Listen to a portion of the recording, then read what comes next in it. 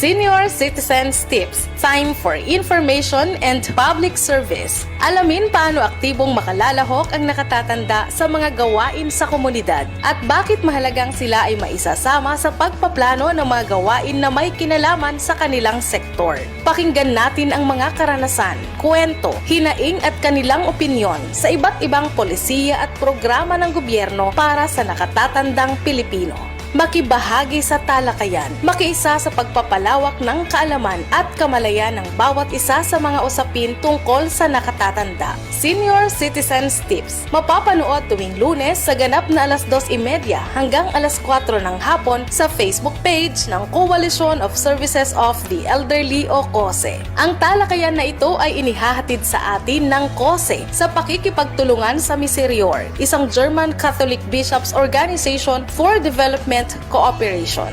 At ngayon, narito na ang bagong episode ng Senior Citizens Tips. Ayan, magandang hapon po sa inyong lahat. Natutuwa ako na andito ulit tayo magkakasama sa isang makabuluhang pagtatalakayan. Ito po ay dinadala sa atin ng Coalition of Services of the Elderly o COSE sa pagpapatnubay din at saka pakikipagtulungan ng Miserior. Ito po ay isang grupo ng mga development workers na tumutulong sa iba't ibang bahagi ng ating mundo upang magkaroon ng sistema ng development. So sa ngayon po ang ating paksa ay napakahalaga. Actually ay bihirang pag-usapan ito, no? Ang ating pong subject matter o ang topic natin ay tungkol sa mga lolo at lola at ang kahalagahan o ang pagkilala sa kahalagahan ng mga senior citizens sa buhay ng ating pamilya. Dahil po kaugnay ito sa selebrasyon o pagdiriwang ng National Grandparents Day. Usually ito po sineselebrate ito every second Sunday of the month. Simula pa po noong 1987 dito sa Pilipinas kung saan isinabatas na po ito.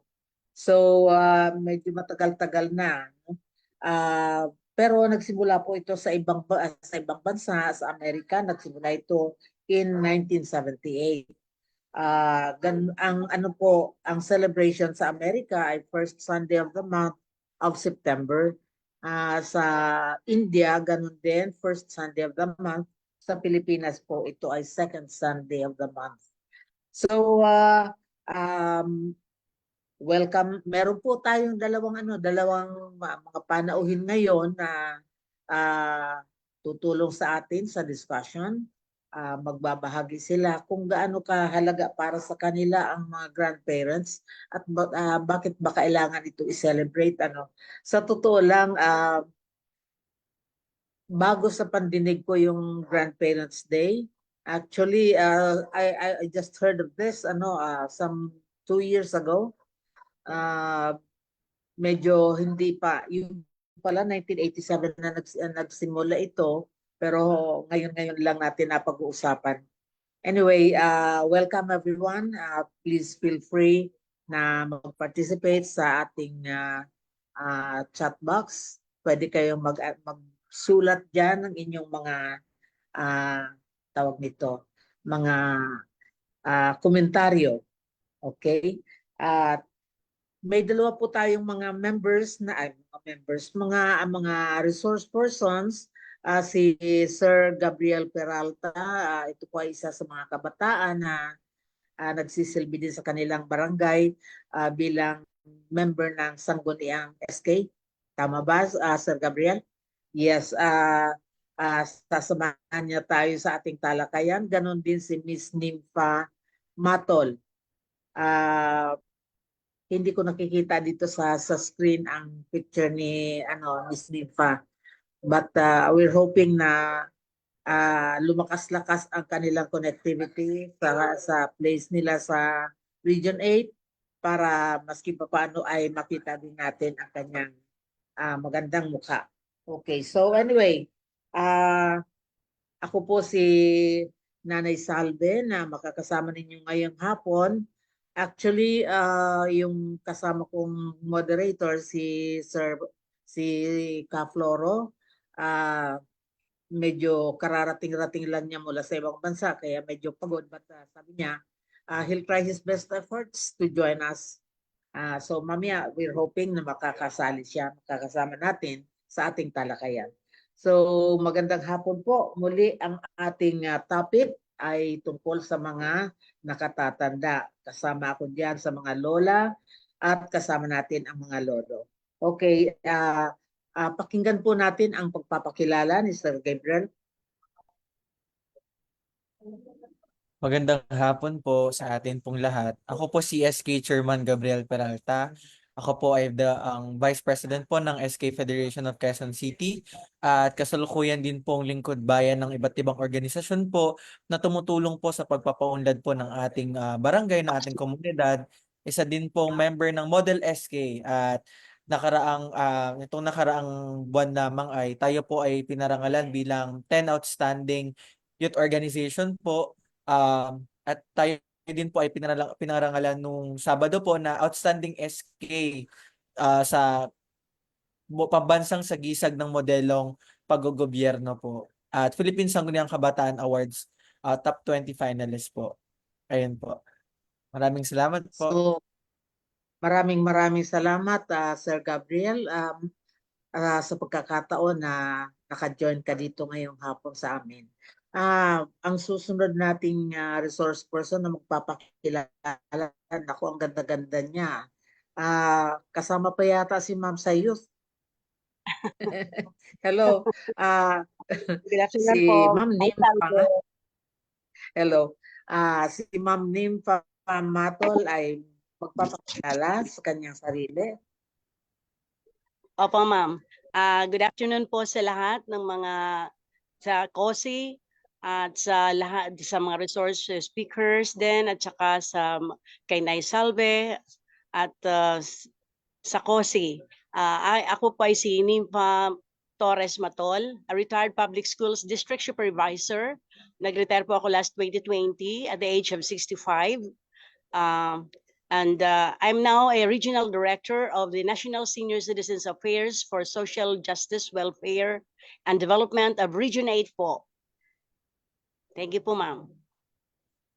Okay. Is this NISCA? Yes po, ma'am. Yung organization? NESCA, Okay. NESCA Incorporated po, Region 8. Opo. Yes, kasama namin yung tatlo ninyong officers, mga officials ninyo, kasama Opo. namin sa National Anti-Poverty Commission. Yes po, ma'am. Opo. Ma'am Senior Fresh Toy. Citizens Council. Opo. Okay, so kumbaga hindi na bago kay Miss Nympha yung paksa ng mga senior citizens dahil kasama na pala kayo sa organization.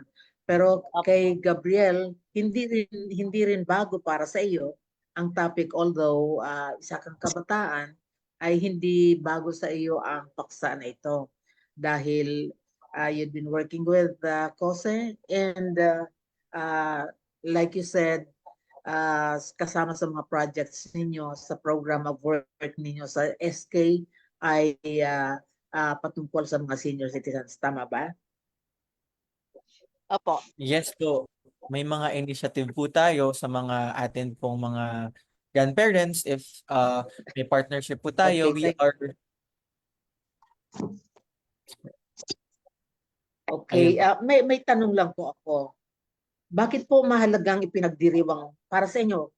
Nakikita ba ninyo ang kahalagahan ng pagdiriwang ng Grandparents' Day bilang isang kabataan para sa iyo, Sir Gab? Sa amin pong mga kabataan po, no, malaki po ang lugar sa puso po ng mga kabataan ng atin po mga lolo at lola na nagbibigay po ng aral sa atin po mga kabataan kung paano po magkaroon ng mabuting asal at ganoon na din po kung ano po yung atin pong kultura na kinagisnan. Tinuturo din po ito ng ating mga lola at lolo at ito makikita po natin na kailangan po natin pahagalahan magbigay ng pagpapahalaga sa atin pong pamilya dahil sila po Halagahan. yung nandyan po sila para po gumabay din po sa ating mga kabataan at apo po nila dahil isa po silang um, teacher din po sa amin na tinuturuan ko po kami at inaalagaan din po kami sa bawat prinsipyo at asal po na meron po kaming mga kabataan. Ma'am Nympha, thank you very much, Sir Gab. Ma'am Nympha, bilang isang member ng Senior Citizens Organization, tingin Opo. ninyo ang selebrasyong ito ay mahalaga ba sa mga seniors? Totally kailangan at saka ano po, para sa mga senior citizen, dapat na i-celebrate po natin ang Grandparents' Day para ito pagbigay ng it's a day that is truly dedicated to celebrating and acknowledging the vital contribution that grandparents played as a vital role which makes it comes to especially to the education and well-being of younger people within the family. Okay, what does it give or what does it do to you as a person, as an older person yourself?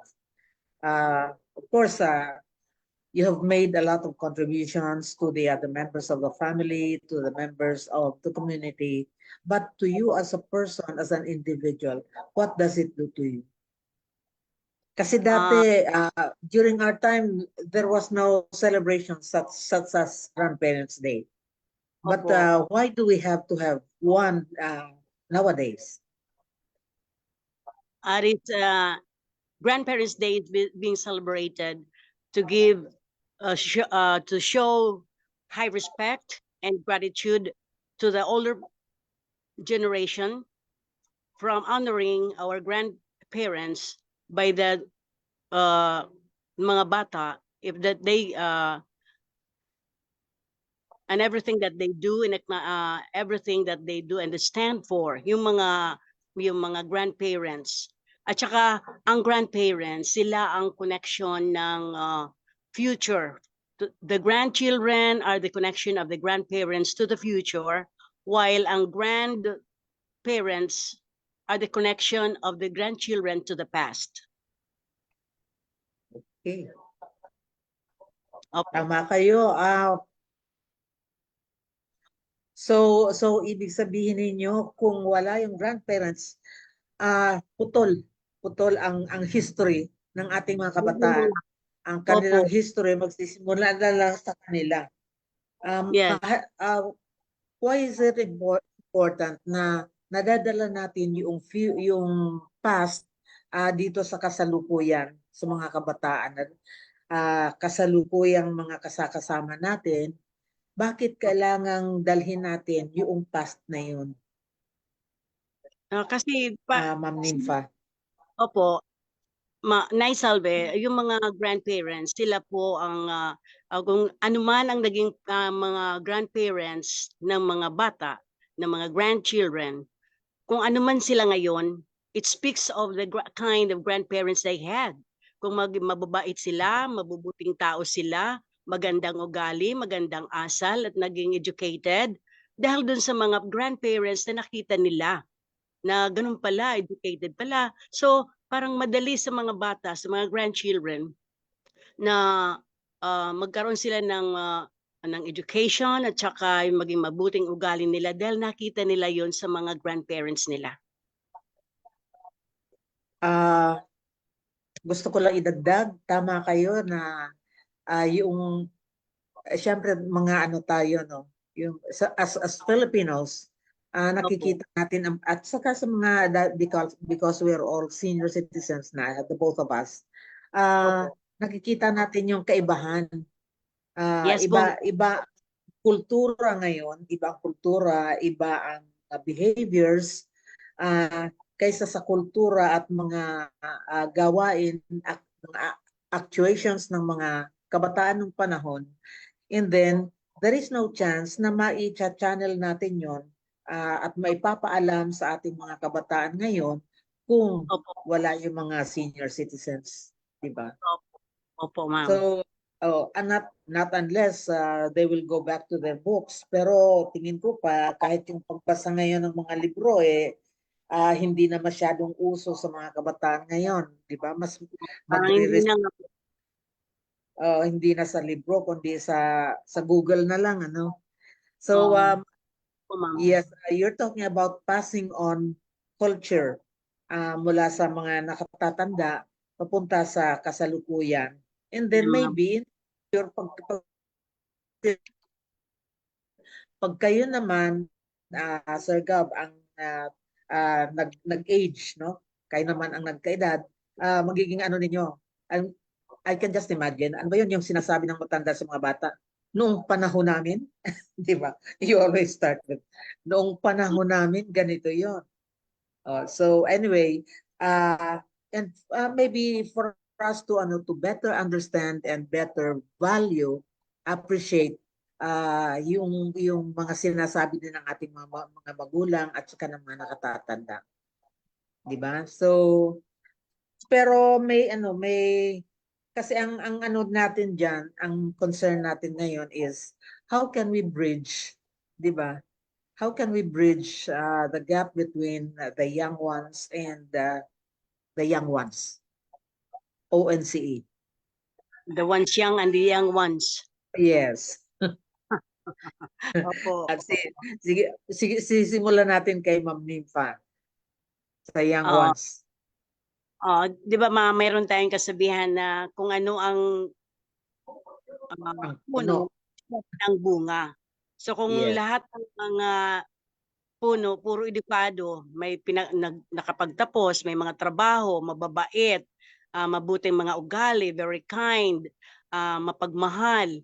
So yung mga anak din naman, yung mga grandchildren, ganun din naman ang nagiging ugali kasi yun ang nakita nila doon sa mga grandparents nila, sa mga magulang at sa mga grandparents. So very important talaga na ang grandparents, very vital role ang kanilang mga roles nila sa family. Kasi sa kanila, doon nakikita ng mga bata yung mga ugali, yung mga kung ano man sila, yung mga emotional development nila, education nila, yun nakita nila yun sa kanilang mga grandparents. Tama yun. Sir Gabriel, kumusta naman ang pag-ano mo sa lola at saka sa lolo mo? Actually po, ako po ay lumaking wala pong lolo at lola. Nauna na po kasi sila. Sila po ay sumakabilang buhay na. Pero kahit na po na ganun ang nangyari, may mga kilala naman po tayo. May mga tinuring po tayo mga lolo at lola na nagbibigay po sa atin ng aral na kahit hindi po natin sila kadugo ay malaki po yung parte nila sa pagbuo, sa pagtuturo po din sa atin kasi maliban po sa um, sila po ay may maalam at sila po ay nakakatanda din po. Marami din po tayong matututunan sa kanila lalo't na pag tayo po ay merong mga diskusyon, tayo po ay may mga kwentuhan kasama sila, hindi pa rin po mawawala yung mga aral mula po sa mga lola at lolo po natin. So, malaki pong malaki po itong pagkakataon, isang pagkakataon po ito para malaman po natin yung mga nangyari dati, yung mga aral po natin dati, at ang atin po mga lolo't lolo ay classified as primary source po natin kasi they experience and also they know ano po yung mga nangyari sa kanila, sa kanilang buhay at may matututunan din po tayo sa kanila lalo't na sila po nga yung nakaranas na ng mga maraming problema at challenges po na meron po ang isang tao. So, sinasabi mo na ang lolo at lola ay gumaganap ng mga sari-saring papel sa buhay ng mga kabataan, like source ng information, source of learning. Siguro hindi lang yung learning na nakukuha natin sa libro, kundi lalo na yung learning out of life's experiences, no, na naranasan nila. Tama ba? Opo. Yes po. Yes, kung ganoon, tanungin natin si Ma'am Nympha, ano naman Yes po. ang nagiging damdamin, anong nagiging damdamin ng isang lola kapag siya ay kasama ng kanyang mga apo at meron silang mga pinag-uusapan at mga ginagawang sabay. I mean, pinagtutulungan nila. Yung mga lola at mga lolo, pagkasamang mga apo, meron pakiramdam ng lola at lolo is there is already total fulfillment. Fulfilled na sila as a parent kasi kasama na yung mga apo. At saka being a lola at a lolo, it is a God-given gift kasi hindi lahat ng hindi lahat ay nag-reach ng age ng being a senior. Yung iba wala pang senior, wala na. Pero ngayon, if you become a grandparent, sa total fulfillment on your part. Masaya, sobrang saya, fulfilled ka talaga dahil nandyan ang mga apo at nakikita mo yung mga apo mo, mababait sila, may marami kang panahon na mahag, makiss. So, fulfilled tayo sa lola at lola. Yun, sobrang sarap. Cannot be explained beyond measure yung feelings. Thank you. Ma'am Nympha, madalas marinig natin yung sinasabi na mahal ng isang magulang, mahal niya yung kanyang mga anak. Pero mas mahal niya ang kanyang mga apo. Why is this so? Siguro, nasasabi ng iba na mas mahal ang apo kaysa sa anak. Pero hindi naman ganun talaga na ganun na mas mahal ang apo. Ganun lang talaga. Mahal din naman ang mga anak. Kaya lang, parang may special feelings ang mga lolo at lola sa mga apo. Kasi, para bang yung mga bagay o mga pagmamahal, mga pakitang pagmamahal at mga ano sa mga anak na hindi nagawa ng mga parents, sa mga grandparents, sa mga anak nila ay naibigay o naipapakitang turo, papakitang kilos sa mga apo. So you become totally fulfilled.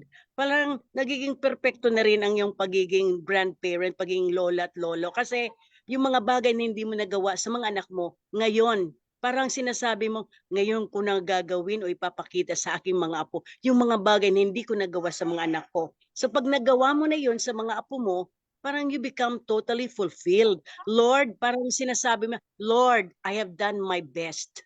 Na ipakita ko na lahat sa aking mga anak, sa mga apo, sa mga anak. Yun ang mga bagay na hindi ko nagawa ko na. Lord, I am fulfilled. Thank you, Lord, for the blessings. Parang ganun yun, Ma'am Naisalve. Yes, thank you, Ma'am Nympha. Yes, Ma'am. Habang nagsasalita ka, pumasok lang sa isip ko. Opo. Posible kaya na hindi natin, merong pagkukulang, merong kakulangan yung ating naibigay na atensyon sa ating mga anak because of changing yung mga roles natin, natin. Siyempre, with the children, tayo ay nanay o tatay, gano'n. And being so, mas kailangan tayong maghanap buhay, di ba? So, ang nababawasan ay yung panahon natin to bond with our children. So, less time for bonding.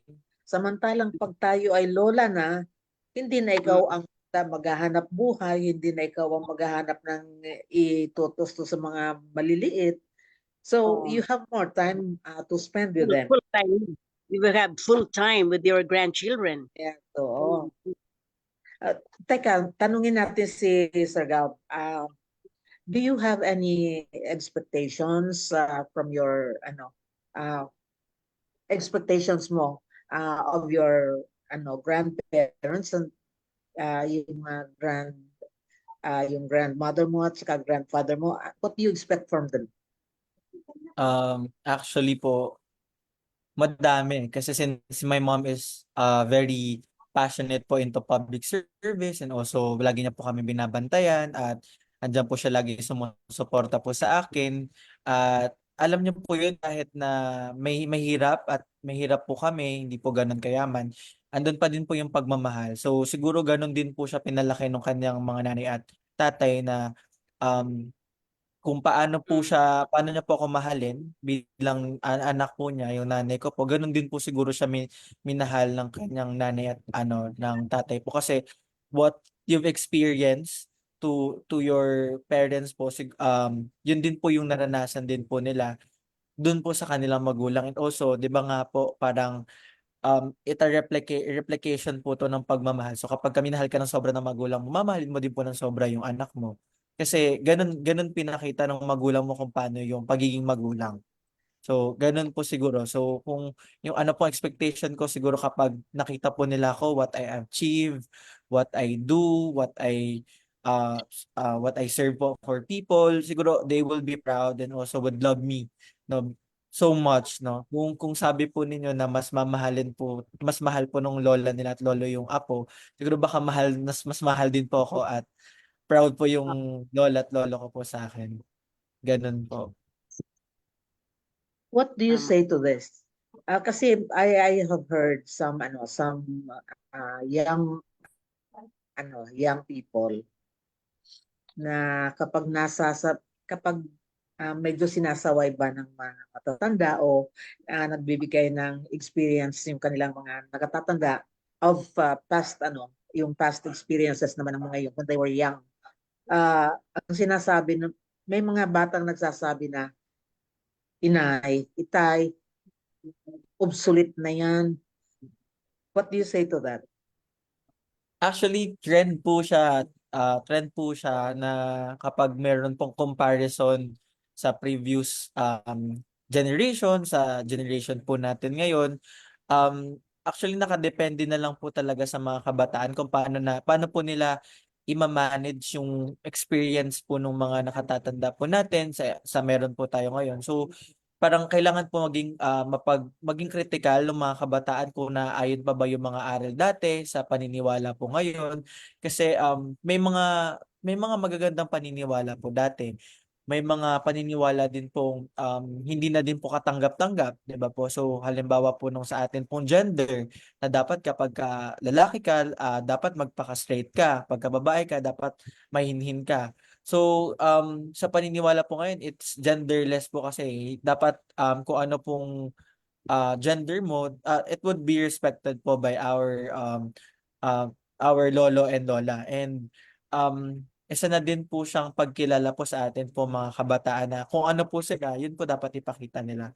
At siguro po on that part, kailangan pa rin po siguro manatili ng respeto sa atin pong nakakatanda kapag may mga pananaway po at tayo po mga kabataan na mas lumalawak po ang pangunawa po natin kapag natututunan pa po natin yung mga ganong bagay. So, mahalaga po na pakinggan po natin yung ating mga lolo't lolo, pero panatiliin po natin yung respeto din po. At ganun din naman po, no, it's a matter of communication po within our grandparents and to us, young people na umunawa pa din.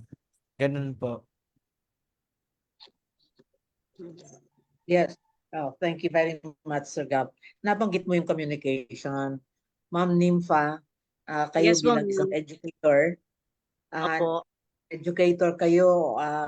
kumbaga eksperto kayo sa communication with children. Opo. So, tanungin ko po kayo tungkol sa sino ba ang may obligasyon o na magsikap na magkaroon ng magandang komunikasyon between older persons and the younger generations. Kanino bang papel ang ipapasok natin diyan bilang may responsibilidad na makipag-communicate?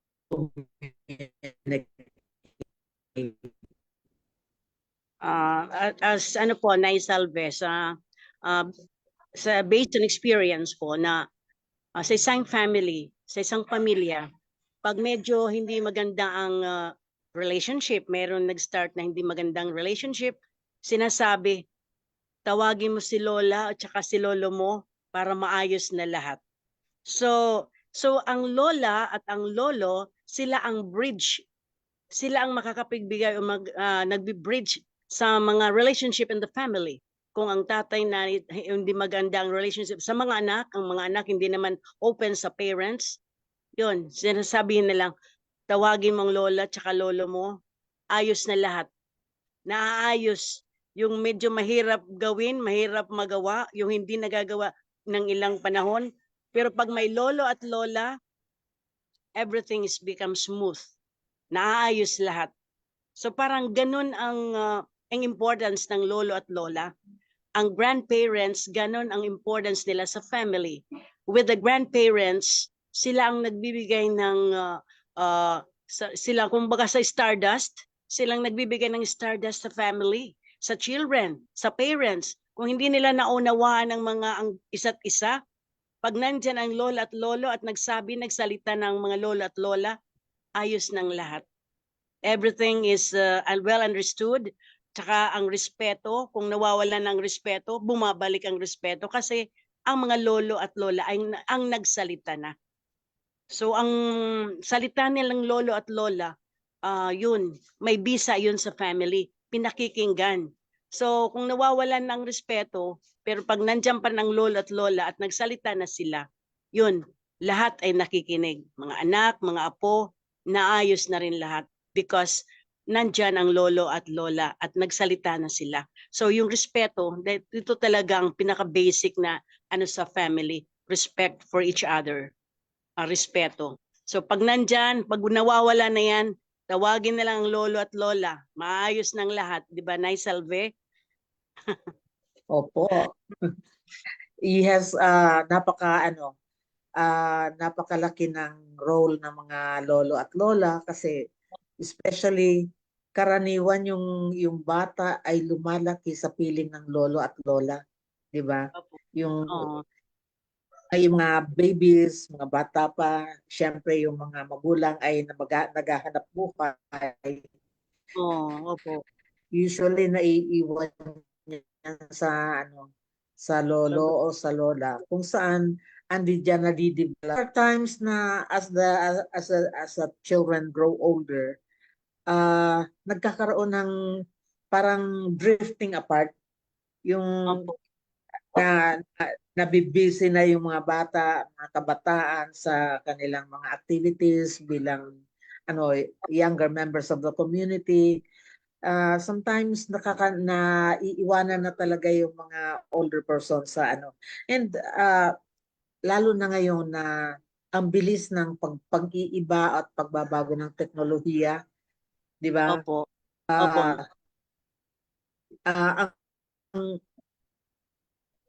Paano ito nakakatulong o kaya nakakabawas ng pagkakaintindihan ng mga kabataan at ng kanilang mga grandparents. Sir Gab? Parang iba, depende po kasi yan eh. Minsan nagiging cause po siya ng problem kasi hindi po masyado ma-pick up ni lolo at lolo agad yung paano po yung technical usage po ng phone, di ba po, pagka may mga ganun na hindi po magets, nagiging problema po siya, nagtatalo po sila ng niya. Pero pansin niyo po, there are young people, yung mga apo po nila, parang bonding din po siya for grandparents kung paano po gumamit ng Facebook, ng cellphone, at na-amaze lang din po yung mga lolo at lolo po natin na may ganito na palang teknolohiya. No, nakadepende po siya kung paano natin gagamitin po yung teknolohiya po natin. At kung yung bata naman po natin, yung apo po natin ay naturuan po natin na yung gadgets po, yung technology, it should be used for positive communication, for bonding, no, magiging mas maganda po yung bonding po ng kanilang pamilya. So kapag yung social media naman po ay hindi masyadong nagamit ng maayos, it might cause problem po within our grandparents and to their granddaughters or grandson. So ayun po, sa akin po kasi kung mabibigyan po ng pagkakataon, no, I would use social media to communicate po with my grandparents kapag nasa syudad po ako, nasa probinsya po sila, ganun po. And siguro po mas magkakaroon pa po kami ng bonding, no, kung gagamitin po ng maayos ang teknolohiya po. Ayun po. Ma'am Nympha, sa Yes, inyo Manay pong Salve. sa inyo pong mga karanasan, nakakatulong ba yung technology para sa pagbabanding o putting o bringing together yung older and the younger ones sa kanilang kumbaga parang to strengthen their relationship? Opo, Nay Salve. Very, very much, it's a need na ngayon. Yung digitalization, the use of these equipments. Kailangan yung mga lolo at mga lola, marunong na rin silang gumamit ng mga cellphones. Kasi ito na ngayon ang demand ng panahon. Ang mga bata, kahit nga maliit na bata, marunong na gumamit ng cellphone. So it becomes a challenge sa mga lola at lola na maliit na nga bata ay marunong gumamit Marunong. ng cellphone. How much more sa atin ng mga lolo at lola? So we have to adjust. It's a matter of adjustment. We have to, hindi tayo sa kanila na palagi nila kayo nagsi-cellphone, nandiyan na lang kayo, wala na, hindi na tayo nag-uusap-usap. Hindi na. It is for the lolo and the lola to adjust with the time. Ito na ngayon ang panahon. Ito na, mga digitalization. I mean, gagawin na lang natin mga lola at lola, pag-aralan na lang natin kung paano gumamit ng cellphone. At saka, nakikita ko naman yon na it becomes a very good, the equipment is a very good, the good use of the equipment kasi nagiging very close ang family dahil sa cellphones, sa mga gadgets. Kasi kung wala pa, hindi pa dumating, o nasaan ka, tatawagan lang, nasaan ka na, andyan ka na, pauwi ka na ba?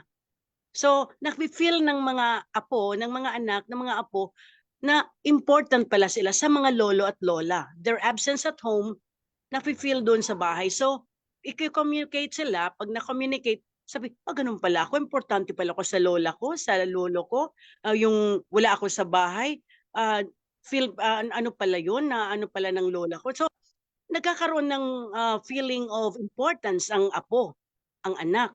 Nagkakaroon sila ng malaki ang impact sa Ma'am mga bata. Nympha? Yes po, ma'am.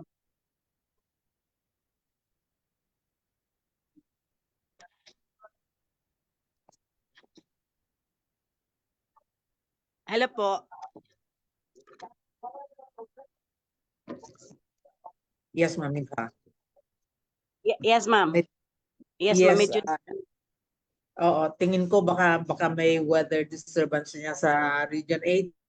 opo, So, parang anyway. bagong lang ulan pa lang ngayon. Opo. Yes.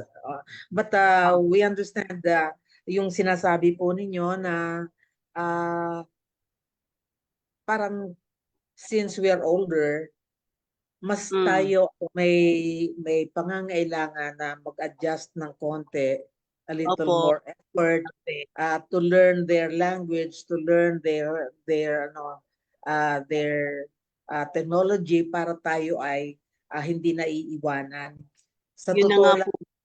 yes, Totoo yan ang problema ng mga older persons. But sometimes, eto narinig ko na rin ito sa mga young ones, yung sinasabi nila na, ano ba yan? Paulit-ulit akong nagtuturo, hindi naman, paulit-ulit din nagtatanong.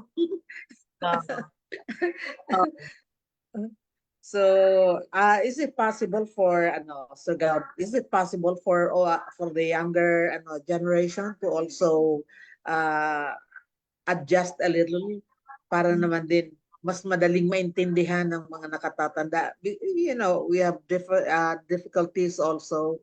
We have different technologies. Ako ang lagi kong mga sinasabi, wala kasi niya noong 1950s, Opo. di Oo. ba? Opo, But opo, Naisalve. Oo. mm, Kailangan din malaman ng mga younger ones na they also have to adjust with us. Na alam mo na, medyo nagkakaedad na rin. One explanation is not enough. So we still have to have another explanation. Paano ba ito? Kasi iba na talaga ang may edad. They also have to learn. So, explain na lang sa kanila na pag kayo ang nagkaroon din o naging may edad din kayo, mag-reach kayo ng being a senior citizen, there you will realize na ganun pala yung feelings. So, in-explain doon sa mga younger ones na the feelings of the senior citizens this time, of the grandparents, yung feelings nila pag medyo paulit-ulit ang mga paano ba ito, paano ba ganyan, inuulit-ulit, you have in-explain sa mga younger ones na pag kayo nagkaroon na rin, naging grandparents din kayo, time will come, ganun din ang mangyayari sa inyo. Tatanong-tanong din kayo paulit-ulit kasi yun lang talaga. It goes with the time. Kaya, in-explain para when the time comes for them na maging grandparents na sila, alam, ganito to nangyari dun sa lola at saka lolo ko dati. Tinatanong din paulit-ulit din, ito na pala ngayon. Tsaka in-explain din sa mga younger ones na, alam nyo, being a grandparent is a gift from God. Regalo yan ng Lord. Kasi hindi lahat ng tao nagiging grandparents, hindi lahat ng tao nagiging senior. So ngayon, na dumating ang sitwasyon, ang panahon na edad mo, na naging grandparent ka, naging senior citizen ka, malaking pasalamat yan kay Lord kasi binigyan ka ng chance na may pakita mo ang iyong pagmamahal, respeto, pagmamahal at pag-aalaga sa mga bata.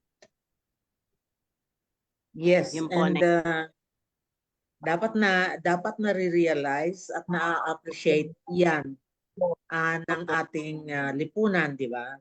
Opo. Especially government, bilang bahagi ng lipunan, ang gobyerno ay dapat na may pagpapahalaga at may appreciation for the value of older people. Kuminsan kasi na nababawasan. For instance, may mga pagkakataon, especially ngayong panahon, parang tawag nito, yung mga ng mga seniors ay hindi masyadong nabibigyan ng pansin, but there are some materials sa ating legislatura, hopefully ay maipasa ang mga yan para din matulungan ng mga older persons. Ano sa tingin ninyo ang pagtanaw o ang pag-appreciate ng komunidad sa mga senior citizens, sa mga lolo at lola? Yung obserbasyon po ninyo sa tingin ninyo. Simulan natin kay Sir Gab. Alam ko si Ma'am Nympha maraming sasabihin tungkol sa mga gaps sa natin, sa sitwasyon mga seniors. Sir Gab. Regarding po sa situation po natin ngayon, no, medyo hindi pa po ganun kalaki yung atin pong pagbibigay ng pansin sa mga seniors po natin, at marami pa rin pong kulang na batas na makakatulong po sa pagpapaunlad at pagtulong sa ating mga seniors po, no, at sana si Sangguniang Kabataan naman po ay kahit na meron pong mandato ang atin pong batas na 15 to 30 years old lang po ang pagserbihan, magkaroon din po ng espasyo sa kanilang pagsiservisyo yung mga seniors po natin, especially lalo na pagka may mga technical assistance po na kailangan ibigay sa ating mga seniors, kasi ngayon po yung atin pong government ay moving into mobile generated or technology na. So if that would be magkaroon po sana ng mga services na makakatulong din sa mga senior citizen natin, especially sa registration po, sa voters registration, dapat nandyan po yung ating mga kabataan na tumutulong, nag-a-assist, pagsagot din po sa mga forms, kasama din po din dapat yan sa mga tungkulin nating mga kabataan, kasi paano po kapag kami nga po yung tumanda na, tapos sino pong tutulong sa amin, di ba po? At hindi po natin naipaintindi sa mga susunod na kabataan kung paano po natin matutulungan yung mga nakakatanda po sa atin at tayo naman din po yung magiging sunod. So, dapat po maliban po sa mga ganong assistance, sa ganong mga tulong ay magkaroon din po tayo ng mga batas na maghikayat po sa mga kabataan na tulungan po yung mga nakakatanda po natin. At maliban po doon, mabigyan din po ng pansin yung mga umaabot po ng 100 years old pero hindi naman po talaga natatanggap yung benepisyo nila. Ayan po, at pagbibigay po ng linaw sa mga benepisyo po sa mga senior citizen para hindi po pabalik-balik sa mga national agencies po natin na kukuha po ng kanilang benefits. Kasi senior na nga po, tapos papabalik-balikin pa po natin sa mga agency po natin. Mas lalo po silang nahihirapan.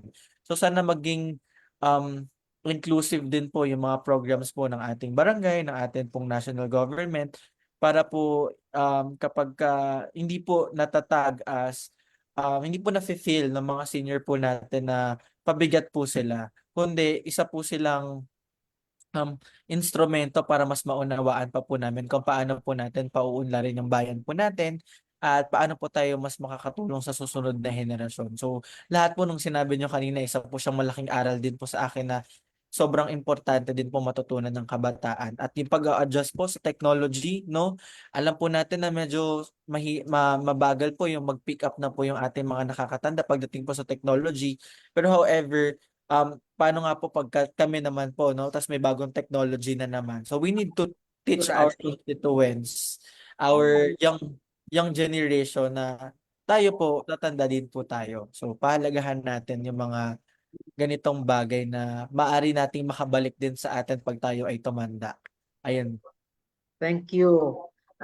Napaka-comprehensive ng iyong ibinahagi. Ma'am Nympha. Yes po, Nay Salve. Yung sa akin naman po, yung pagiging yung senior yon, yung sa atin ng mga senior citizen. Tulad sa amin, ako as regional director ng NESCA Incorporated Region 8, being the regional director, meron kami dito mga activities na ginagawa sa mga seniors, meron kaming activities, yung Baile de Seniores. We're doing it on every Saturday. Lahat ng mga senior citizen na member ng NESCA, we go to Dulag at the Dulag Children's Park, sa Dulag Leyte. Then we attend in kumbaga naka-forms talaga na with fashionable attire, wearing tennis, and nag-a-attend kami ng with tennis and with matching with colorful outfit, wearing makeup. So you don't consider na dahil kay senior ka, hindi ka pwede, bawal. So as early in the morning, 6 o'clock in the morning, we go to Dulag Children's Park. Then doon nagkikita-kita kami ng mga from different chapters, may from Javier, from Biliran, from Samar. So we become busy with the Baile de Seniores and then a meeting afterwards later. So ibang feelings ng senior citizen. So parang naipapakita mo rin ang yung importance na ganun pala yun, maging ganito pala, enjoy pala. Hindi yung puro ka na lang sitting down the whole day, every day. Hindi ganun. There are moments na dapat nag-enjoy ka rin. Lumalabas ka ng bahay na magandang outfit mo. So you have that feeling of importance na ganun pala talaga. Ganun pala. So pag nakikita ng iba, wow, ang gaganda ng mga senior. Ganun pala. Sila, ang gaganda ng mga outfit. So, ikaw din, nagkakaroon ka ng confidence sa sarili mo. Hindi mo siya sabi, matanda na ako, wala na, dito na lang ako sa bahay. May karapatan din tayong maging maganda, being a senior. Di po ba, Nay Salve? Opo. Ang mga nakatatanda po kasi, alam naman natin yan, all the years that we've been living our lives, we've been actually collecting, nangongolekta tayo ng mga kaalaman, mula sa ating mga experiences.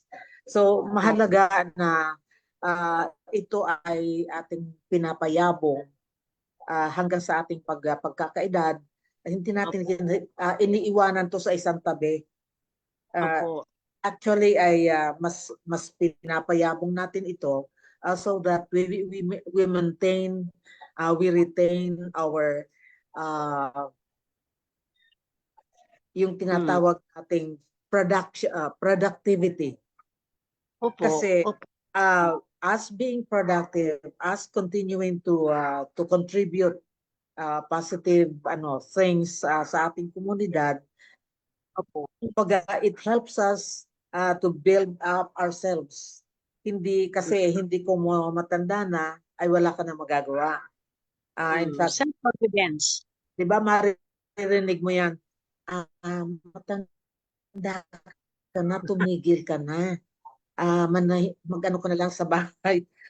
So sinasabi ko nga, kapag tumigil ang nakatatanda, sabi ko mas mabilis manghina ang kanyang Opo. katawan at ang Tama. kanyang pan, di ba? Opo. And we must know, kung baga, if somebody else ever tells us na wala naman tayong silbi na, it's up to us to defend ourselves. Di ba? Ang hirap kasi pag sinabi, Kailangan yung depensa. ito, meron din po mga nakatatanda, unfortunately, na sila mismo, they bring themselves down. Di ba sinasabi, ay matanda ko, hindi ko na kaya yan. Sa totoo lang, kaya pa. Di ba? Opo. It's a Don't matter have of to attitude lang po. Attitude lang po. Yes, it's a matter of acceptance ng ating mga kakayanan. But yung ating productivity, yung ating value sa ating lipunan remains the same. Unless Opo. tayo Tama mismo ang diba? So, meron po akong yung why is it important, bakit mahalaga na makisangkot tayo. Nabanggit mo ma'am kanina yung may mga activities kayo bilang isang organization. Opo. Why is it important for us to remain active, sumama sa mga organizations sa ating komunidad? Eh, very important po yun, ma'am, na kailangan stay active, alert, alive, enthusiastic. Dapat buhay ang loob. Enthusiastic. Oo, enthusiastic. Tsaka buhay ang loob. In spite of the age that you have, you really have to show that you can still do what other younger people can do. Mag-a-adjust ka na lang kung just with moderation according to your na lang para hindi medyo pero at least you have to join activities na sa mga grupo para at least alive ka pa rin, buhay ang isip mo, aktibo. Kasi parang magagalit ang Diyos sa mga senior citizen na yung ginagawa nila nakaupo na lang. Sinasabi ni Lord, binigyan kita ng life, ng health, ayaw mo naman tong gamitin, ayaw mong i-share, ayaw mong... So, tapos magsisimba, pasalamat. Pag nagsimba, tuloy na rin ang pasalamat. Thank you, Lord, for all the blessings ng good health, of good attitude, of tsaka yung mga pakisama sa mga katulad nating mga senior citizen. The importance, you value. You're waiting for other people to value you. Ikaw naman, hindi ka naman nagbibigay ng pagbabalyo sa sarili mo. So it should start from us, from within, sa sarili natin. Let's give value to ourselves so other people will also value us. Parang ganun yun, ma'am. Demonstrate. We have to show or demonstrate to other people na eto kami mga senior citizen, we're still alive, we're still okay. We can do whatever you can do.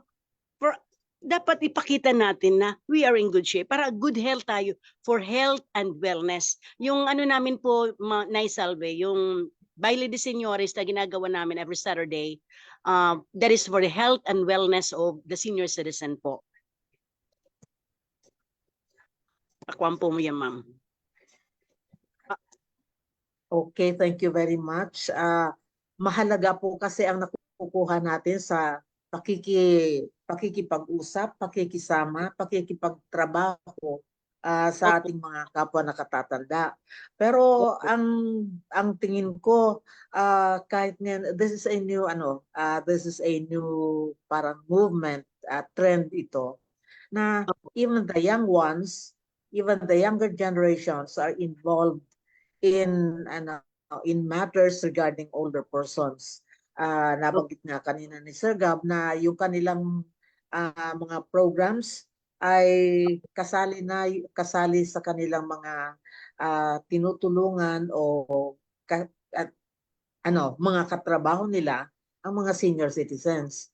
Sir Gab, Opo. will you tell us more? Regarding po dun sa mga activities po namin, not primarily funded po ng SK, but we are in different non-government organization who focus also on our constituents, especially po kapag may programa po silang binababa, kami po yung manpower po nila, and also kami din po yung nagko-communicate. Siguro po yung latest event po namin ay yung voters education and registration po natin sa mga senior citizen, kasi maliban po sa mga kabataan yung nagirehistro, may mga nagirehistro din po ng mga nakatatanda po natin at may mga sasagutan pong mga form. So kami po yung mga nag-a-assist sa kanila, kasi yung iba po hindi na po makita yung form, malabo na po yung kanilang mga mata, hindi na po masagutan yung mga form. So kailangan po ng special assistant pagdating po doon. And halimbawa din po yung mga activities po natin na kapag meron po tayo mga nagdo-donate na vitamins, no, tinutulungan din po natin mabigyan ng vitamins yung ating mga senior citizen, at yung mga programs po na makakatulong din po sa kanila pagdating po sa senior citizen ID. Yung iba po wala pa din po silang ID na nakukuha nung kailangan po natin i-process. Tinutulungan po natin sila kung paano po yung ma-process, kinoconnect po natin sa proper agencies, no, by simply connecting our senior citizen into proper channel, no? That would be a big help for them, no po. At katulad din po ng mga ganong inisyatibo ay dapat mas mapalawak pa po natin, kasi hindi pa ganoon ka senior citizen friendly po yung mga services po ng government po natin na kailangan pa po natin i-assist, no, maliban po sa lane, eh dapat nandun din po yung mga kabataan po natin para suportahan din po sila, kasi malay po natin baka kami din po ay magkaroon din po ng ganong situation, wala pong tumulong sa amin. So by doing that, Tama, we could tama. tell to our generation na baka sa susunod na mga generation, susunod na mga taon, hindi naman po kami permanenteng bata, hindi po kami permanenteng kabataan. What other what our senior citizen experience today might be crucial pagka kami na po, or maging mas maayos kung gumawa po kami ng pagkilos para ayusin. Ayun po. Opo. Tama, So tama. baka what you're doing today becomes your legacy for your eventual aging, di Opo. ba? Tama po, ma'am. This brings us to the question of pinaghahandaan ba yung pagtanda? Kasi kami hindi naghanda. At least speaking for myself, I never thought na there will come a time na tatanda ako that I would be doing these things. I'd be needing these things. Noong panahon na yun, kasi we were so engrossed sa present na ginagawa natin. It never occurred to us na darating yung panahon, natatanda tayo, mag-iiba ang pangangailangan, mag-iiba ang gagawin, di ba? So para sa iyo kaya babalikan ko pa si Sir Gab. Anong nararamdaman mo o anong naitutulong sa iyo ng pakikisangkot mo sa mga gawain ito? Salve, pwede po bang Gab na lang? Hindi po ako sanay na sinisir. Gab na lang po. Oh, I'm sorry. Okay lang po. I call all my acquaintances sir. But anyway. But okay na po ako sa anak po, ganon, Gab. Siguro po doon sa tanong po na pinaghahandaan po ba yung pagtanda? Meron po kasing mga trends ngayon na kailangan po natin mag-invest para po sa mga po natin sa pag-stayan po natin pagka tumanda na po tayo. Parang technical po na kailangan pagtanda po natin meron po tayong mapapahingahan na kubo na bahay na magiging pampayapa po yung pagpapahinga po natin. No, may mga ganun pong thinking na kailangan makakabili ako ng bahay sa probinsya para kapag tumanda ako, doon ako Merong magpapahinga, bakasyonan. doon ako magbabakasyon. May mga ganun pong paghahanda. No, at maliban din po doon, siguro hindi po paghahanda kundi preventive din yung maging healthy po tayo, no? Lagi pong sinasabi sa amin ng mga nakatatanda, ng mga magulang po natin, kumain ka ng gulay para humaba yung buhay mo, para maging healthy ka at hindi ka magkaroon ng Usually, bata ayaw kumain ng gulay. yun po. And nare-realize po natin, Okay, no? so Ayun po. Pagka paunti-unti, parang okay naman po pala ang gulay. Kahit kainin po araw-araw, mas magiging healthy. No, kasi parang iba po yung feeling kapag puro fast food lang po yung kinakain natin. No? Mas maganda pa din po talagang gulay and mas nagiging proactive po yung body natin.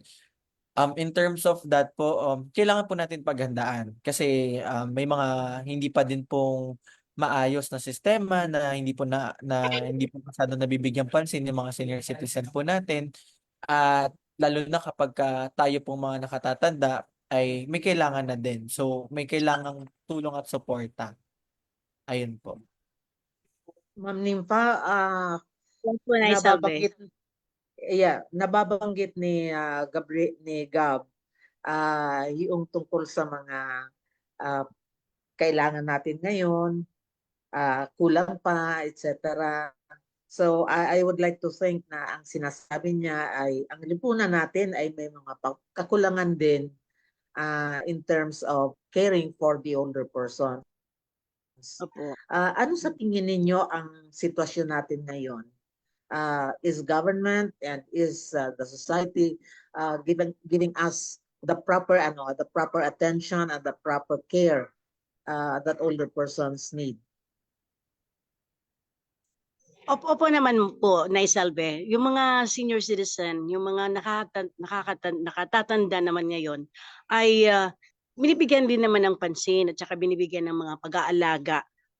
Malaki ang diferensya noon at sa ngayon. Kasi dati, parang wala talaga yung mga may edad na, hindi na talaga, walang pumapansin. So they just stay there, parang ganun lang sila. But this time, meron na tayong geriatrics hospital.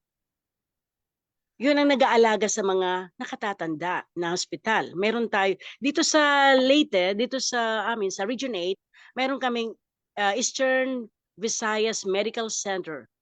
Last September 5 nga, yung husband ko na-confine siya doon sa FMC, Eastern Visayas Medical Center, for 5 days.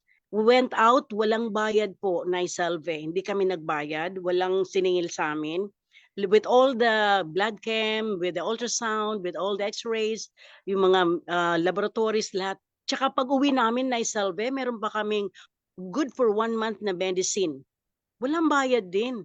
Sabi ko, ganito na baka inalagaan talaga yung mga may edad. So at least, doon na lang naman, doon sa experience namin, last September, that was 2023, last year, na-feel namin talaga, wow, ganun pala ka-important yung mga senior citizen, ganun pala inalagaan ngayon. I was thinking na malaking babayaran kasi 5 days na kami dun sa hospital eh. Tapos, after 5 days, yun, pinapunta lang ako dun sa may billing, pinapirma, sabi, ma'am, okay na, pirma na lang, okay na yun. Tapos, ma'am, punta ka dun sa pharmacy, ibigay mo ang resita. Binigay ko doon sa in charge doon sa my pharmacy, ma'am, binigyan kami ng medicine good for 1 month.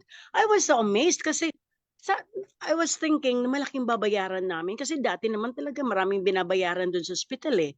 But this time it's different. So when I went home, I was telling the senior citizens yung mga kakilala ko rin, tsaka mga kasama ko rin na retirees na wag na kayong mag-alala. Have yourself have a checkup. Go to the hospital. May geriatrics hospital doon. Anuhan mo lang. Yung mga dalhin mo lang senior citizen card, of course. Yung mga senior citizen card po na Salve, kailangan yon.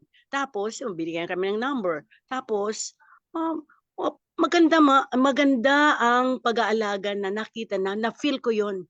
as a senior citizen, na-feel ko yun na talagang important pala. Ganun pala, ay sabi ko, maganda naman pala. Hindi lahat puro binabayaran, wala na palang bayad ngayon. So sabi ko, thank you so much. The government is also doing its share of taking care the older persons when it comes to health and wellness. So, sino pa tayo matatakot na magpa-confine or magpa-check up sa doctor? Wala naman pala tayong babayaran. All we have to do, just be ready with your senior citizen card and submit yourself for checkup and keep yourself healthy and wealthy. And so we become wise. Di po ba, Nay Salve? Oh, alam ko yan, kanta yan. Opo, yung mga kanta-kanta pala, Elementary. oo, yung kanta pala ng Salve, naging totoo Yes. na lang pala doon. Ngayon, we become senior. Lahat pala yun, we come to, feel it now. It's a gift talaga, being a senior. Totoo po yan. Marami ng in fact, marami tayong mga programs ngayon ang gobyerno na para bigyan tayo ng mas maalwan na pamumuhay bilang mga senior citizens. Although ang ibang mga bagay siguro meron din kasi tayong responsibilidad. 'Di ba? We don't just get things na ibabagsak lang ihuhulog sa atin ng grasya. We need to work for it also. Yes po. In fact, and then at times not only just work for it but also fight for it. I remember noong 2010. Yes, I remember noong 2010 isinasabatas noon, dinideliberate nila yung pagsasabatas ng RA 9994. You're familiar with that, ma'am? Diba? Yes, yung Senior Citizens Act of 2010. Yes. Pinag-uusapan yung exemption ng senior citizens sa EVAT. Diba yung 12% na value-added tax? May nagsalita na isang congressman, di ko nababanggitin ang pangalan. Sabi niya, bakit kasi kailangan bigyan pa natin ng subsidy ang mga nakatatanda? They're no longer helping in nation building. Sabi ko, you don't tell that to my face. Sabi ko, it may be true na you think we don't contribute anymore just because we don't pay income tax returns. Natural, wala kaming income tax returns. Wala kaming income tax because we don't have incomes anymore. We don't have formal incomes. Pero sabi ko, kami, we continue to pay taxes. Kahit na wala kaming income, we continue to pay taxes. Sabi ko, yung 12 pesos kasi, di ba, 12% ang IVAT. Yung 12%, yung 12 pesos na masisave namin pag kami ay namili ng sardinas sa tindahan, halagang 100 yung binili namin. Sabi ko, yung 12 pesos goes to our pockets, hindi namin yan inaalkansya. Pag yung aming ako hindi makapasok ng eskwelahan dahil walang baon, yan si Gabriel, you understand that. Pag ang bata ay walang baon, malaking stress yan sa kanya dahil pinagtatawanan siya, pinag-aanuhan ng mga kaklase na wala siyang baon. Diba? So yung bata would rather not go to school anymore just because wala siyang baon. So sabi ko yung 12 pesos na yan, pag ibinigay namin doon sa bata para ibili niya ng sesto, ibili niya ng biscuit, sabi ko, may IVAT yan. Pero sabi ko, akala ninyo, wala lang. Dahil sabi ko, maliliit na halaga, sentimos. Pero sabi ko, if you put all those centavos all together, sabi ko, they amount to billions. Opo, tama po, tama. Tuloy pa rin kami, sabi ko, nagbabayad ng buwis. Hindi kami pabigat, sabi ko. In fact, kapag nag-aalaga kami ng apo, di ba? Libreng serbisyo yan, unpaid service yan. Opo, tama. di ba? Tama po. So anyway, fortunately naman ay naprubahan nila yung yung exemption ng ng EVAT. So Wala. anyway, yun nga sinasabi ko na we fight for we fight for things that we think is right. Opo. Right natin 'yan, kapakanan natin 'yan. So karapatan natin na matanggap. So ipaglaban natin. Tama. Although yes, pero napakahalaga na bigyan din natin ng appreciation ang gobyerno, 'di ba? Opo. For coming up with with positive na mga laws, mga batas na mga policies that will help older persons. Yun nga lang, sometimes merong mga okasyon na tingin ko ay nagkakamali din ang ating mga namumuno. So kailangan natin ipaalam din sa kanila. Opo. Like may pangyayari ngayon na tingin ko ay kailangan nating makipag-dialogue with government. 'Di ba? You're familiar with the PhilHealth situation? Opo. So medyo masinsinang pag-uusap ang kailangan natin diyan. Yes nga pala, I'd like to invite you all on September 20. We will be conducting a talakayan on the PhilHealth situation. You might Opo. want to listen and participate. Pwede kayong mag-ano ng reactions sa Opo. chat box. And Yes po, nice. I will do it. We will do it. Opo. yes, thank you. So anyway, may ano tayo, may segue tayo doon sa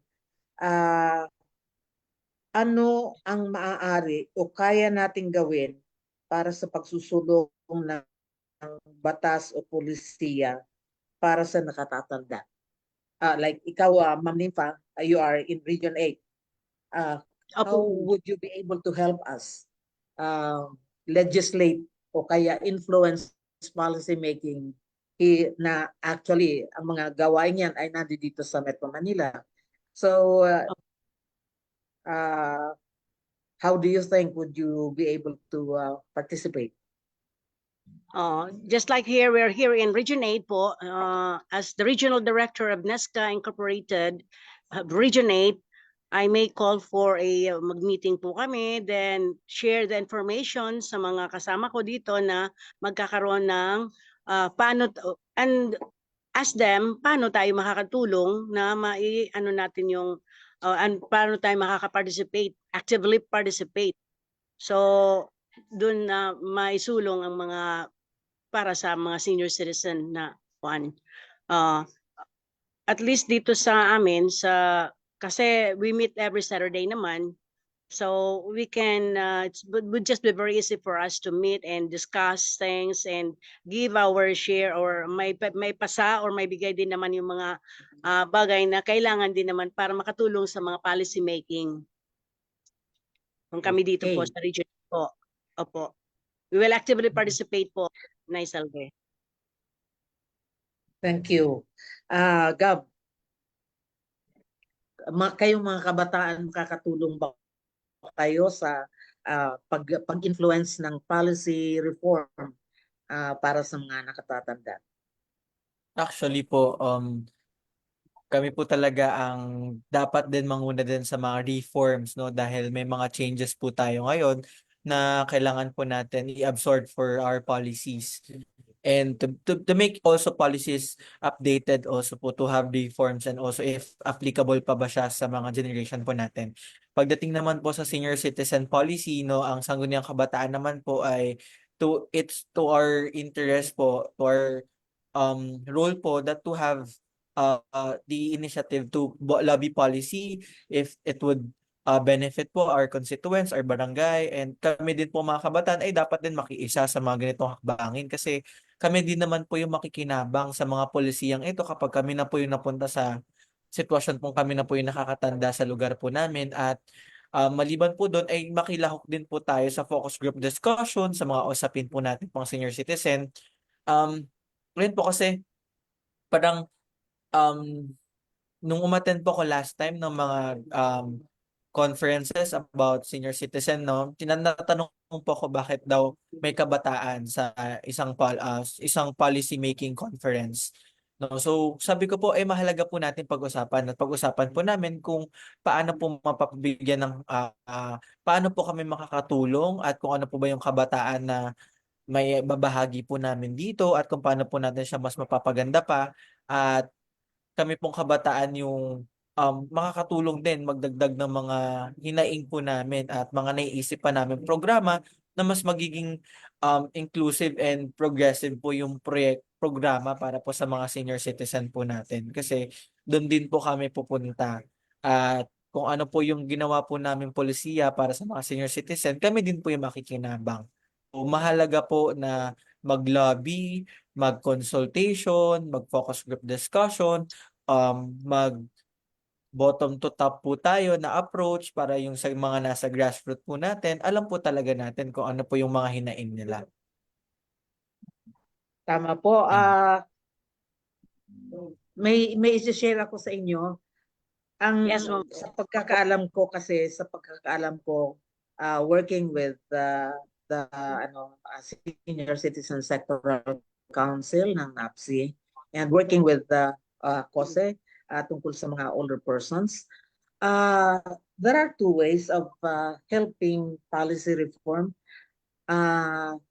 Yung tinatawag nating national na policies, yun yung mga batas, at saka yung mga local na mga policies, ito yung mga ordinansa.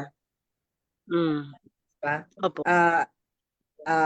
Gabriel bilang member ng Sangguniang Kabataan and si Ma'am Nympha bilang regional director ng ng organization nila.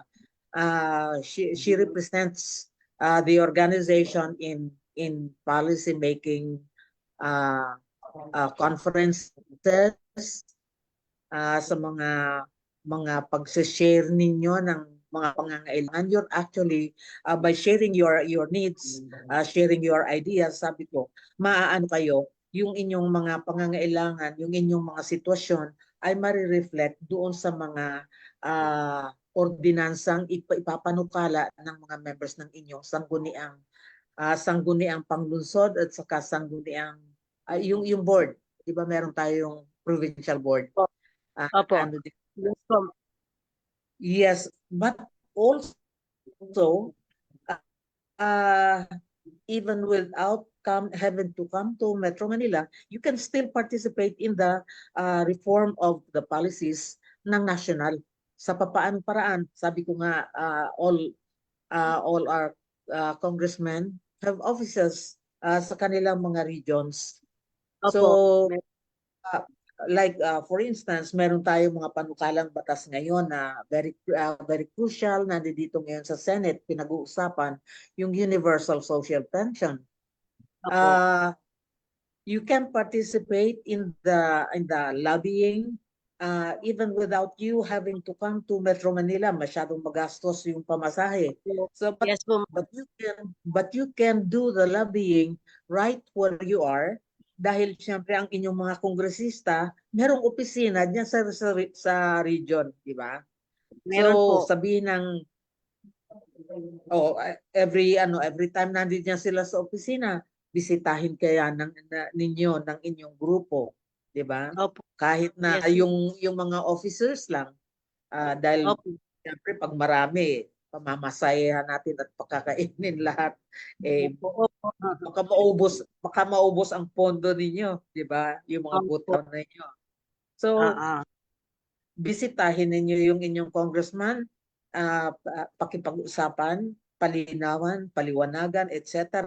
So that when they come back to Metro Manila, kapag plenaryo na, magbubutuhan, iboto nila ng positively ay yung mga pagsasabatas natin.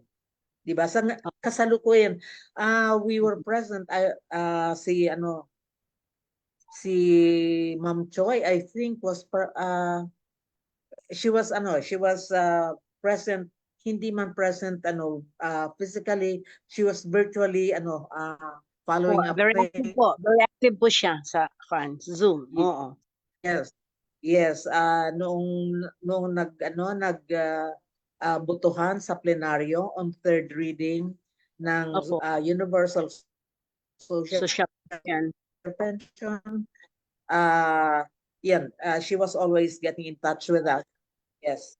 So, yung mga ganoon, makakatulong tayo kasi syempre ilan lang kami ditong mga nandito sa Metro Manila, 4, 5 lang kami. So, nakakatulong, nakaka-augment ng boses. Yung kayo mismo sa mga regions ay nagpapaliwanag sa inyong mga kongresista. So, maganda yung pag-aano ninyo. Sina Gabriel naman, sila mismo ang gumagawa ng mga ordinansa nila, di ba? As sangguniang kabataan. Di ba, Gab? Yes po, meron pong, Yes. pwede po kami mag-propose din ng mga ordinance po na hindi po saklaw ng SK. So, pwede po patungkol sa mga manggagawa po namin dito po sa barangay, patungkol din naman po sa mga senior citizen, no? Or i-channel po namin siya sa kagawad po na pwedeng mag-propose. And ganoon na din po kasi miyembro din, yung SK Federation President po namin ay miyembro din naman po ng City Council na pwede po din gumawa ng ordinansa patungkol po sa sektor ng senior citizen. Yes, itong mga concerns na ito yung tinatawag nating cross-sectoral,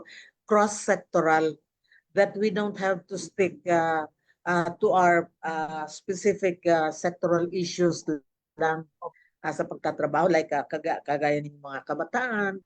You don't focus only on matters about younger people. Mas maganda yung titingnan ninyo yung connection ng inyong ginagawa doon sa iba pang mga sectors. Does it positively affect or contribute to the good and well-being of other sectors? So Opo. and then that way ay nakakatulong din kayo ng paghahanda sa inyong sarili. Kanina pinag-usapan natin yung paghahanda ng mga kabataan para sa pagtanda. So, yes, ma'am. May Sige sasabihin si po, Ma'am ma'am. Milka. Yung sa amin po, ma'am, dito sa Region 8, we will actively participate and get involved in whatever policy making gagawin dyan sa Kampo. We can assure you of our support. Opo, ma'am. Thank you very much. May last question dito.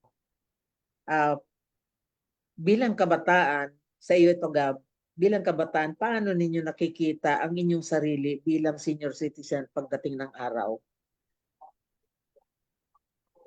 Ito yung sinasabi mo kanina eh. Oo. Ayan po.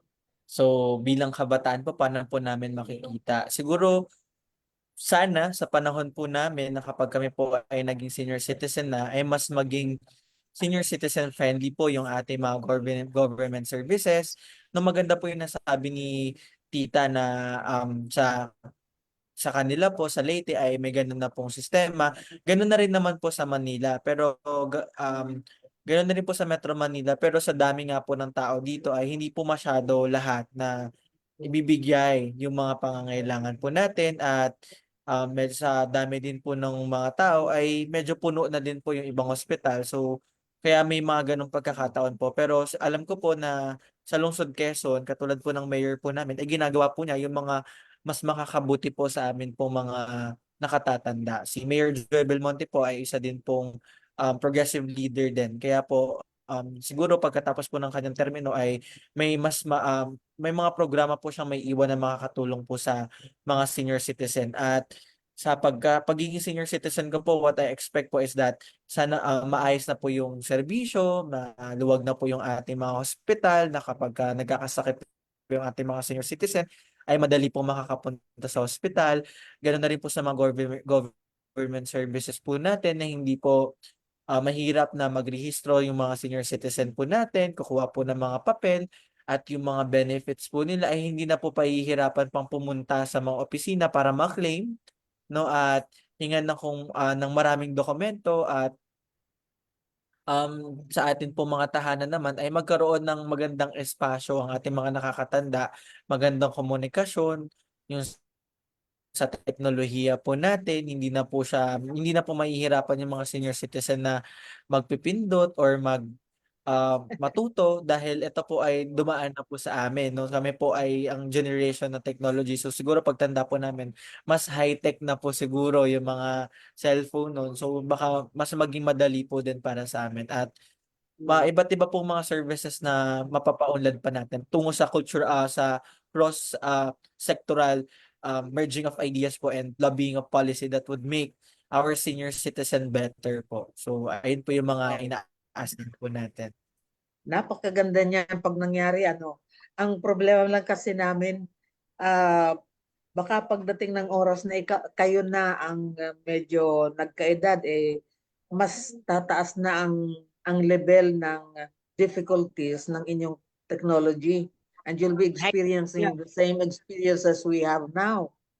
Oo. Di ba? But, But possible siguro pagka sobrang high-tech na po ng mga cellphone, no, parang hindi na po touchscreen, na sinusuot na lang po sa kamay or lumalabas na lang po. No? gano'n. Nababasa nun, yung parang binabasa yung BP mo at saka yung blood sugar mo. Opo. Parang ganun. Oh, yeah, si Okay. Ma'am Nimpa natatawa sa atin, but I think alam mo, while it's a challenge for us na mag-ano ng bagong teknolohiya, totoo naman that we find fulfillment kapag natututunan namin. Yun nga lang pa isa-isa lang na function ng ating mga cellphones ang kaya naming kasi hindi po pwedeng sabay-sabay mo ituro. Nako, sabi ko, it's cramming my head with so many trash. Gaya ngayon po, So, anyway, Nay Salve, gaya po ngayon, before nag-start itong Zoom meeting ng KOSE, medyo I find it difficult medyo makapasok. So I have to call my grandson. Sabi ko, sili ka muna, tulungan mo naman ako para makapasok. Halika. So yun. Kaya nga, nakapasok din finally ako dito sa KOSE. I will really miss if hindi ako nakapag-share as a guest dito sa KOSE. Thank you so much for Nay Salve's opportunity. I'm so grateful. So, ganito po, out time na, ay nako, sorry, makakalimutan Ano? talaga ang mga nakatatanda. Yung chat group, sa chat natin, let me see, meron bang nag-join na nagbigay ng Oy, on and off Comments? po si Ma'am Nympha. Wala siyang ibang wala bang nakinig sa atin? wala tayong viewers. Anyway, yun nga, nakalimutan ko kasi na may pala tayo sa chat group. But anyway, nangumusta lang naman si Ma'am Nympha. Hindi si Ma'am Nympha, ano ba to? Meron ba tayong viewers? Ba't wala akong nakikita? Ayan, nanood lang sila Sa Facebook Live po, may mga nanonood po sa atin. Sa live po meron natin. merong comments, wala naman. So, sa comments po ay nanonood daw po ang ating mga kababayan mula po sa QC, Taguig, Isabel Leyte, sa Cabuyao, Laguna, at Tracy Martinez po, Tacloban, at Bulacan po. May mga nanonood po tayong mga kababayan doon. Marami pala po. Oo. Anyway, ang oras natin ay 4:03 na. So, we'd like to hear mga panghuling pananalita coming from Ma'am Nympha, and then si Gab. Si Ma'am Nympha muna, please. Okay po, Salve, I would like to say thank you so much to KOSE for giving me the opportunity, the chance na maging guest dito. Hopefully, I will have more sessions with KOSE, maka-join o maka-participate actively sa mga discussions. Thank you so much. I am representing the NESCA Incorporated Region 8. I'm the Regional Director of NESCA Incorporated Region 8. Hopefully, we will be able to actively participate of whatever na mga discussions ng KOSE. So, thank you so much, Nay Salve. Sir Gab, thank you so much. Nice meeting you. Sir Gab, thank you so much. Yun po, Tita Oh. Nympha. So maraming salamat po, Ako na po. Ma'am Nympha. Gab, Thank you din po. let us listen to your, ayokong sabihin yung last words eh.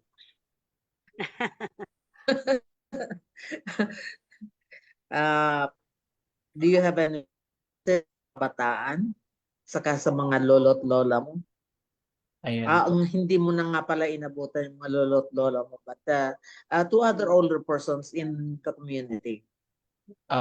Yung mensahe ko po ay maraming salamat po sa KOSE sa pagkakataon pong ito na magbahagi po ako patungkol po sa mga inisyatibo ng mga kabataan, nakapupulutan po ng mga aral at practices po na pwede po nilang gamitin sa sangguniang kabataan po nila, sa mga kapwa ko po SK Chairperson. At maraming salamat din po kay Tita Nympha at para po sa mga pagbabahagi niya ngayong hapon, at Tita Salve, maraming salamat din po dahil marami po ako din natutunan sa inyo.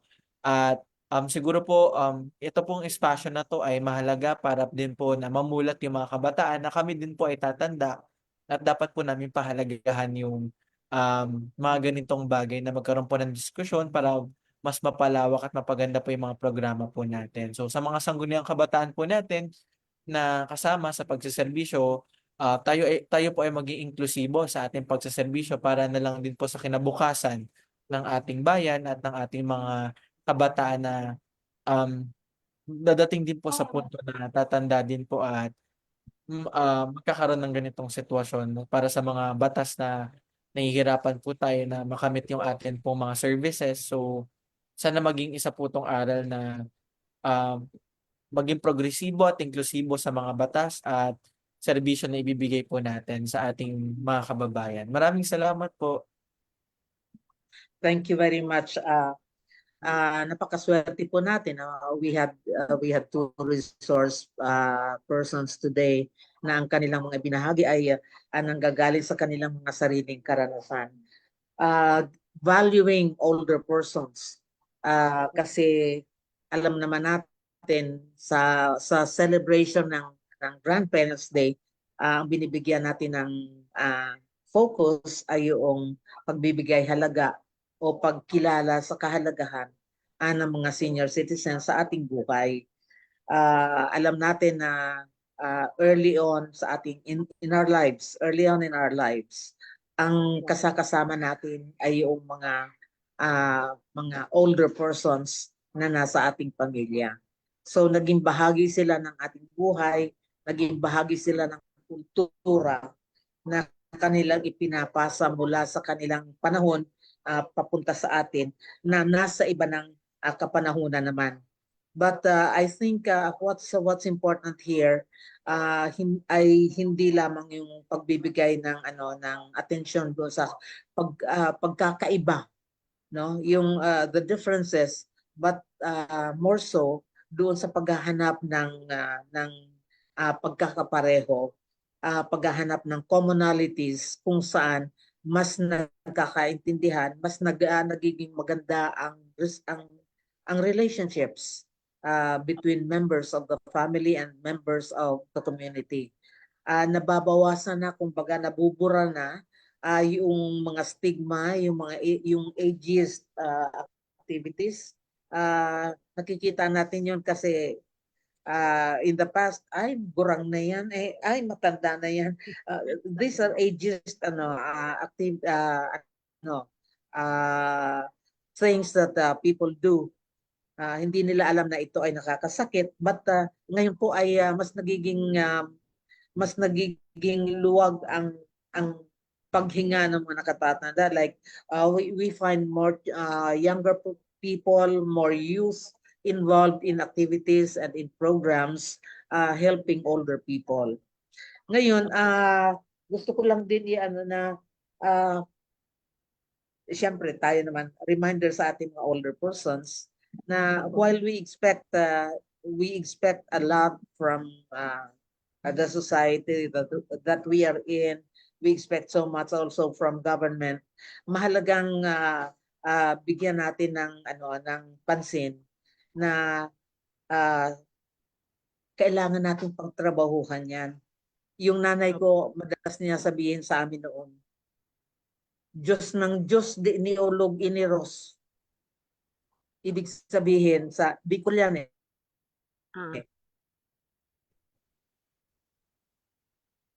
Ah, Doon niya sa amin daw ay hindi nagbibigay ng kanin na nasa plato na. So, opo. Trabahuan talaga. ibig sabihin, kailangan natin. Pinagtatrabahuan. Opo. Opo. Pinaghihirapan natin, pinagtatrabahuhan natin. And then also, it is best when we do that because even government realizes the urgency and the importance of the things that we're asking, di ba?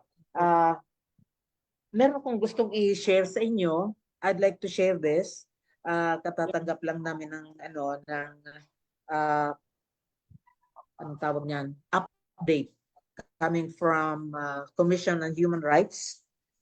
Kasi we've been working on this. Itong pagkakaroon ng Universal Convention on the Rights of Older Persons.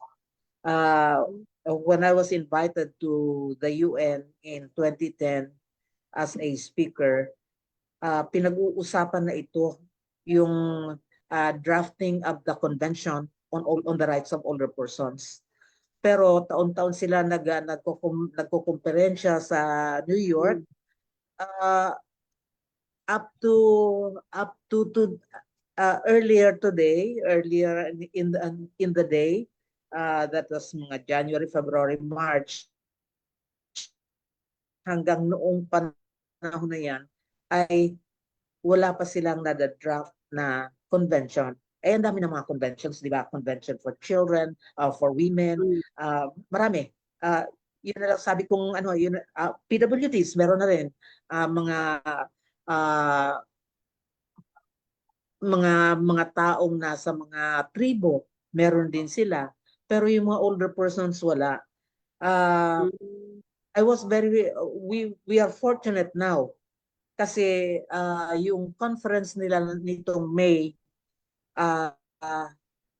inadapt na ng UN yung resolution to have the convention nice. for the Very rights nice. of older persons drafted.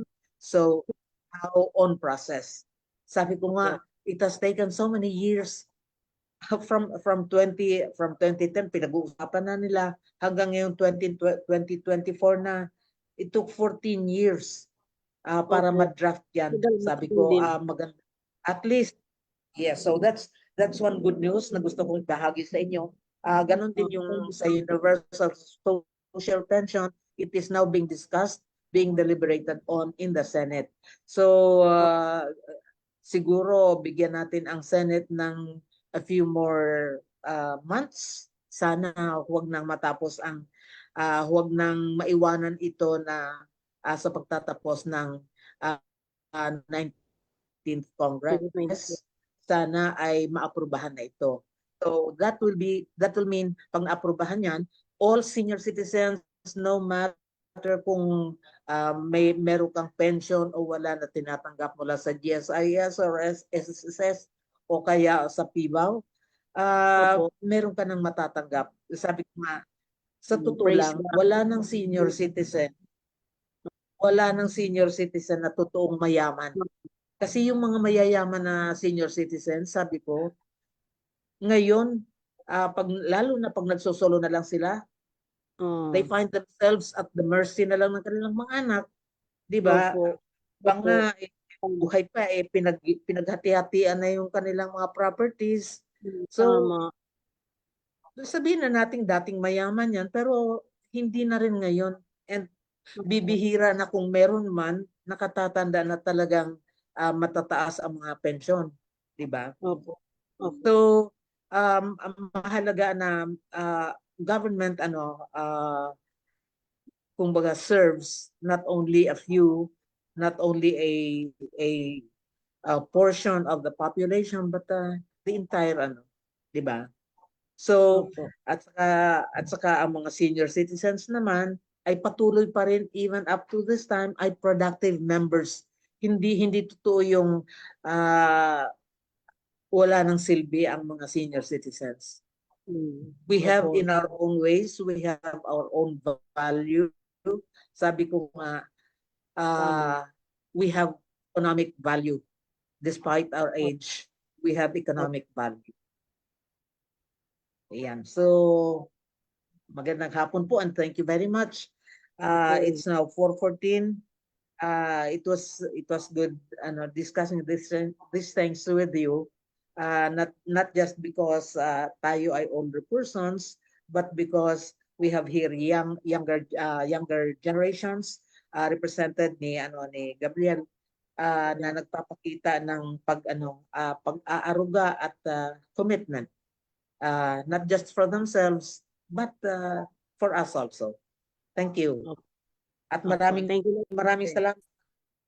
Jose, Coalition of Services for the Elderly has been there since 1989. I remember, 1989. And they've been doing service to older people. And thank you very much to Ms. Rior. Sana ay magpatuloy ang inyong pagtulong sa COSE at sa iba pang mga grupo. Thank you very much. Magandang